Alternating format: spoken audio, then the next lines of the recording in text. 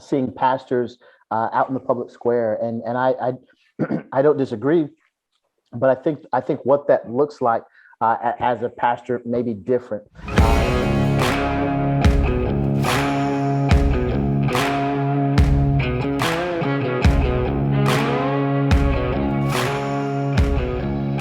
We want to be liked by the culture.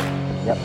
And if the culture doesn't like us, Jesus was clear about these things. So if the world hates you, it hated me first. Knowing that, understanding that, and being willing to stand for truth is what's most important in our day. You mentioned seeing pastors out in the public square, and I I don't disagree, but I think what that looks like as a pastor may be different. In that, I don't think we need to wave the banner of the Republican Party, or that we need to wave the banner of conservatism. I think what we need to do is wave the cross of Christ high. Amen. And I think what we need to do is we need to stand on biblical truth and be willing in the public square to proclaim those truths. And so that's one of the things that I love about working at G3.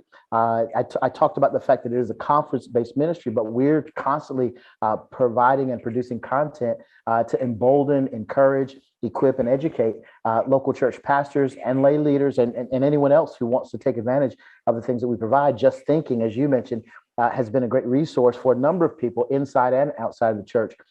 We are now putting all of our ministry apparatuses under the umbrella of G3 Ministries for the purpose of, again, being a resource for the local church. And so and I was really grateful to hear that you felt like you were part of going through seminary, right? As you listen to some of the things that Daryl and I work on. One of the reasons why it takes us so long to produce a single episode, we're at the point where, and we've gone a number of months due to travel without an episode, but we are basically a monthly podcast, and the reason for that is because we spend so much time given the topic and the subject matter doing deep dives into what it is we're wanting to share. So it's not one of those things where two guys, they watch Fox News or they saw an article and they think, you know what, I need to talk about that. So they jump on turn on the laptop, turn on the camera and just run with stuff. We really spend a great deal of time going back to original resources,